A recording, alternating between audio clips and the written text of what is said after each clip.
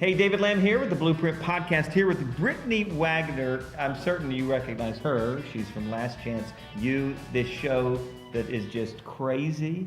The response to that show, is it fun being a part of that ride? It's awesome, yeah. I never imagined it, but it's the greatest experience ever. Have you always been kind of the person that, let's go, let's do it, just take it as life comes at you? Yeah.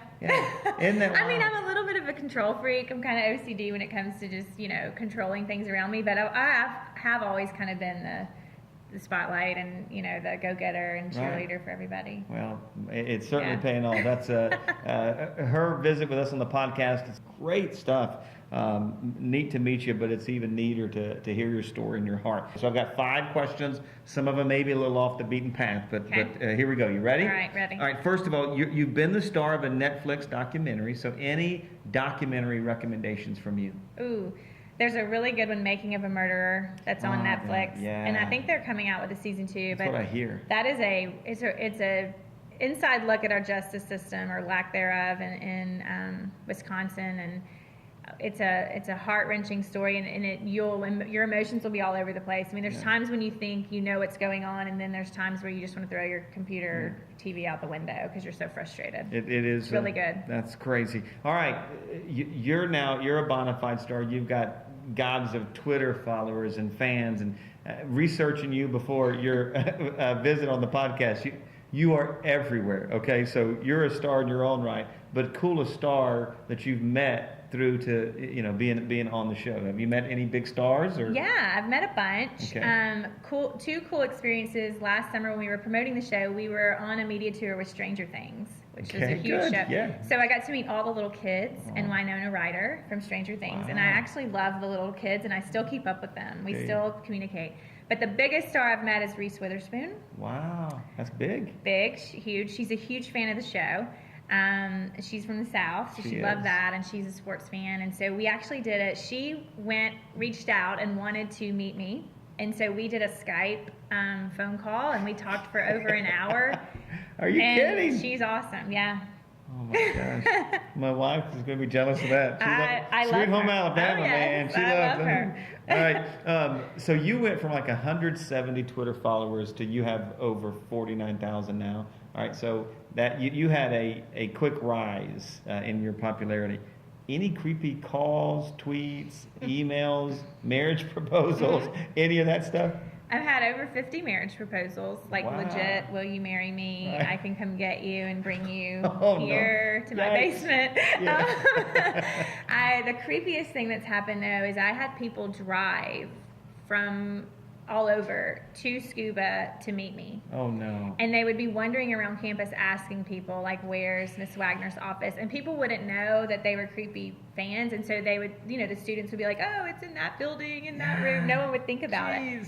And so I would be sitting in my office, and then just some creepy random guy would walk in. And there were a couple incidences that were pretty scary, where I ended up having to call the police. Yeah. And I'm hoping that security got a little better. They got a little better of being in the building that I was in. They wouldn't stand outside the door because they didn't want it to look like I was in a prison, but they got better at kind of patrolling the area. Yeah. That's a little creepy. Was your family concerned about that? I bet that aspect scared them. Because it was only happening when I was in Scuba. Right. If it had started happening at my house, I would have really been afraid. But they didn't know people didn't know where I lived, and so that was reassuring. All right, businesses, CEO folks who listen and tune into the podcast, they're always about branding ideas and all this. Mm-hmm. So the whole phrase, "Do you have a pencil?" Mm-hmm. Did it just? How did that even come about? Because that's its own phenomenon almost. Well, yeah, but I've been asking athletes if they had a pencil for 8 years. I mean, and Scuba is 40 miles from the nearest Walmart, which people don't realize. So a lot of the kids don't have they literally don't have notebooks and pencils. And I started realizing that in my first year there, that these kids don't have school supplies. So I would just go buy in bulk pencils, paper, whatever, and have it there for the guys. And so I would always walk down the halls and say, do you have a pencil? Meaning, if you don't, go get one. Yeah. I had no clue how much I said it until I watched the show. But it was crazy. It was the one thing that fans picked up on. And actually, the fans started it. The hashtag, "Do you have a pencil?" went viral on Twitter. And so it was at that point when I knew that was my catchphrase. And I I mean, I grabbed onto it quick. Do you have a pencil sponsorship? I don't currently. We're working on that though. Right. Hoping to get one, and we've got my logo for my new company is a pencil. Obviously, Right. That's a coral color. So we want to get a pencil company to make the coral pencils with the hashtag "Do you have a pencil" on That's it. very cool.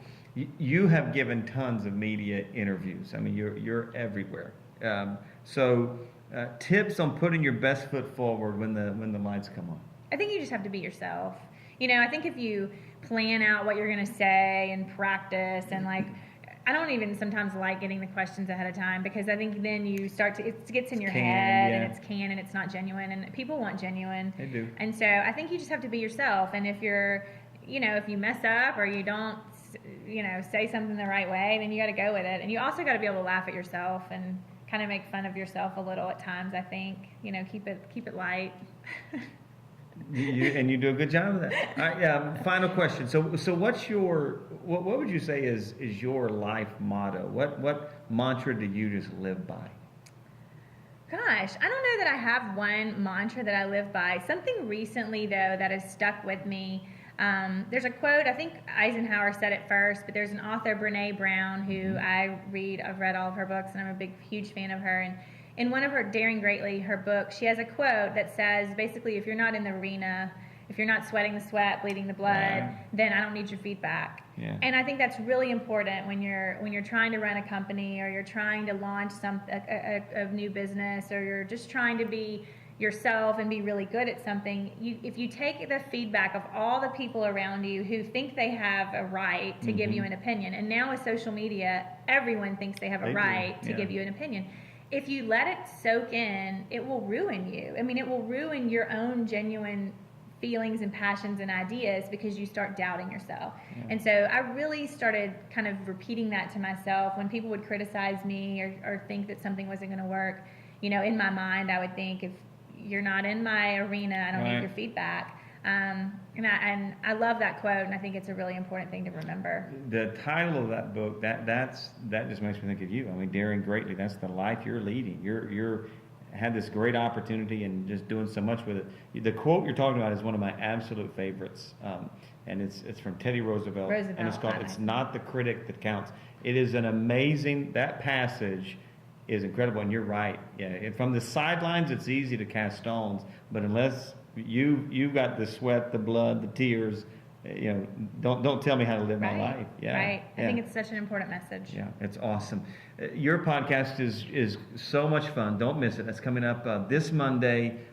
Thanks for the time. Thank you. Thanks for being with us. Yeah, it's fun. Keep up the great work. Brittany, her podcast hits on Monday on the Blueprint podcast, so don't miss it.